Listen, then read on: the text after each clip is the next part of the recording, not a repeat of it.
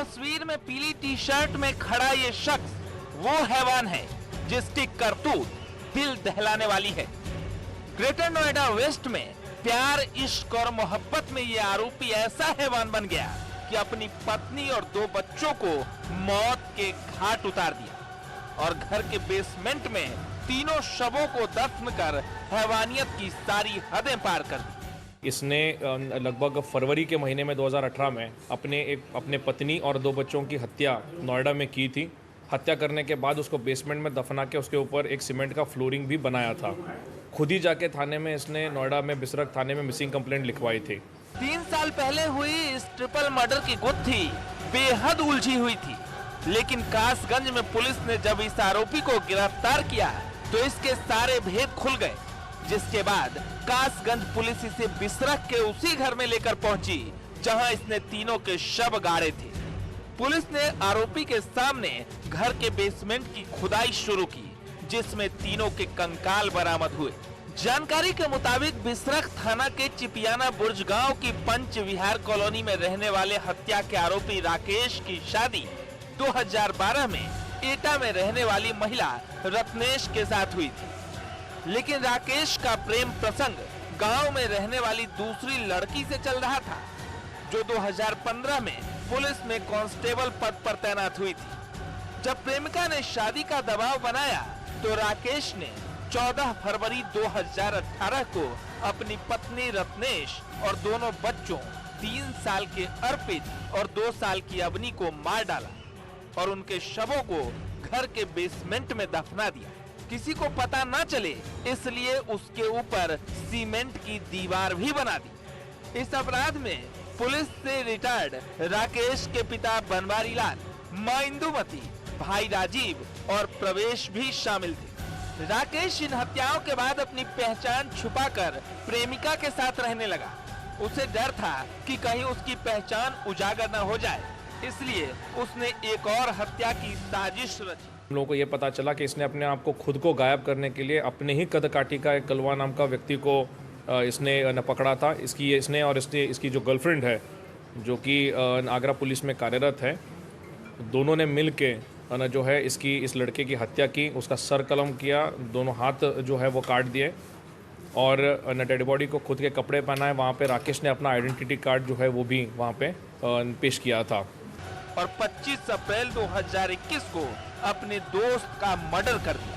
उसके शव को बुरी तरह कुचल दिया ताकि उसकी पहचान न हो सके। इसके बाद अपना आधार कार्ड और LIC के पेपर उसके जेब में रख दिए ताकि पुलिस को ये लगे कि उसकी हत्या हुई है। जिस व्यक्ति की हत्या दिखाई गई थी, राकेश की हत्या, उसके पिताजी ने उसकी डेड बॉडी को ऑब्वियसली क्लेम किया था, पर जब DNA एनालिसिस किया गया तो DNA उसके पिताजी के साथ नहीं मैच किया गया।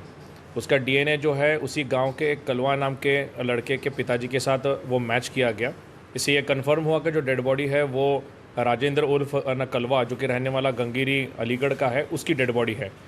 जब कासगंज की ढोलना पुलिस ने हत्या की जांच शुरू की तो शक की सुई राकेश तक जा पहुंची और जब पुलिस ने सख्ती से पूछताछ की तो उसने अपनी पत्नी और दोनों बच्चों की हत्या का राज उगल दिया। ग्रेटर नोएडा से हिमांशु की रिपोर्ट। दरअसल ग्रेटर नोएडा में किराएदार और पड़ोसियों को भी पता नहीं था कि राकेश ने घर में ही 3 लोगों को मारकर दफना दिया है। आरोपी राकेश के पिता और मां ने मोहल्ले में ये बात उड़ाई हुई थी कि उनकी बहू किसी के साथ भाग गई थी। जब उनका बेटा राकेश अपने बच्चों को लेकर ससुराल गया तो वहां उसका मर्डर हो गया। आरोपी राकेश के माता पिता इसी घर में रह रहे थे। आरोपी के पिता रिटायर्ड दरोगा हैं।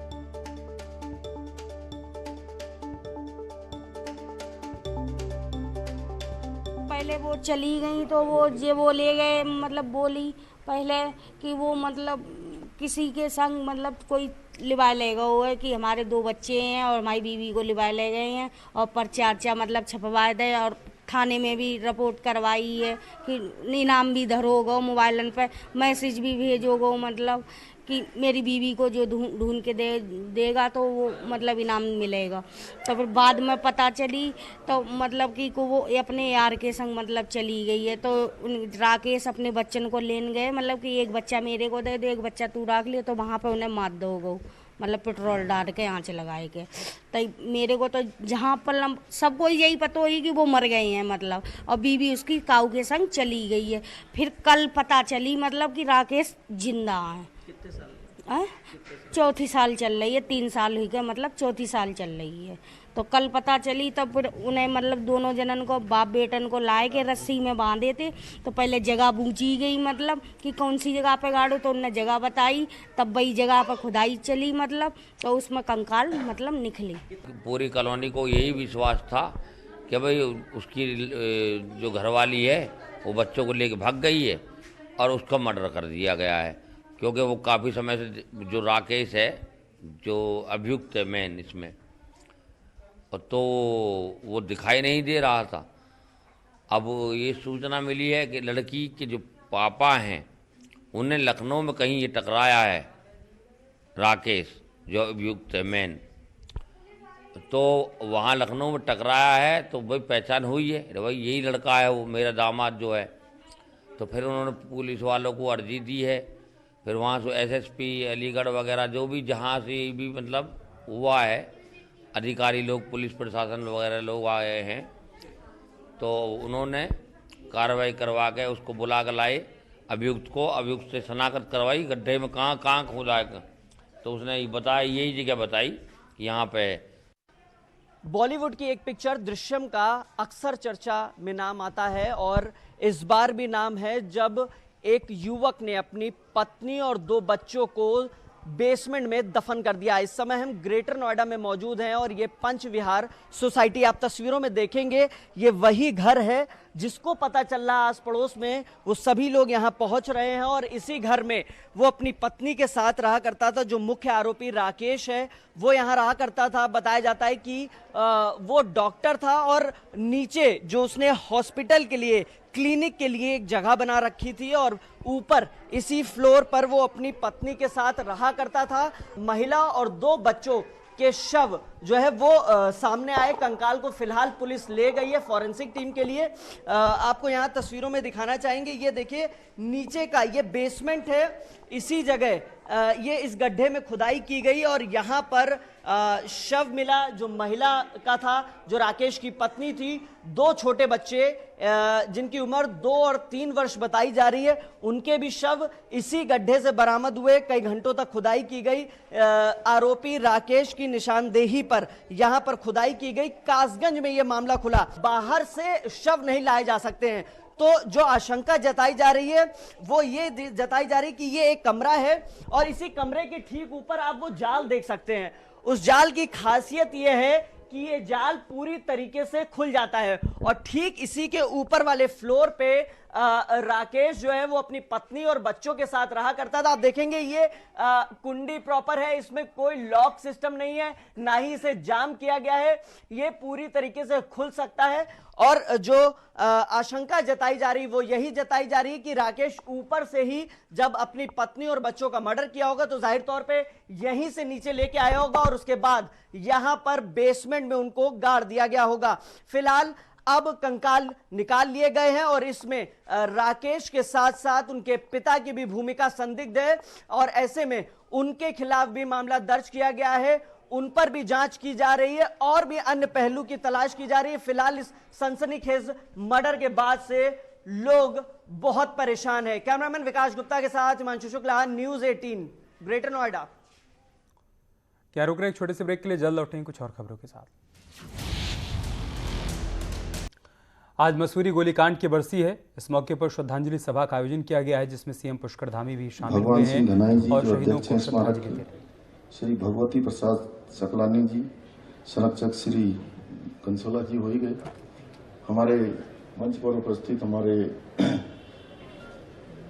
नेता हमारे सरदार बलजीत सिंह सोनी जी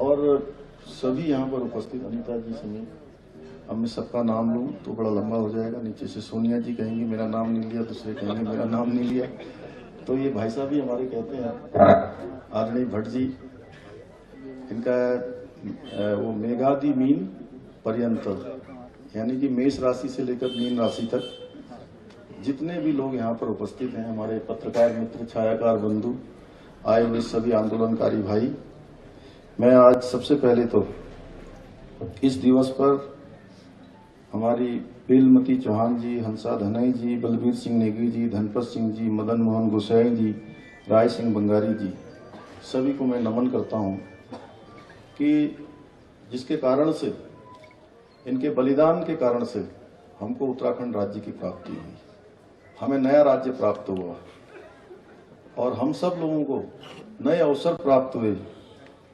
और मैं, चूंकि अभी मल साहब कह रहे थे कि जो है पहली बार मुख्यमंत्री जी आए, मैं पहली बार ही बनाऊं।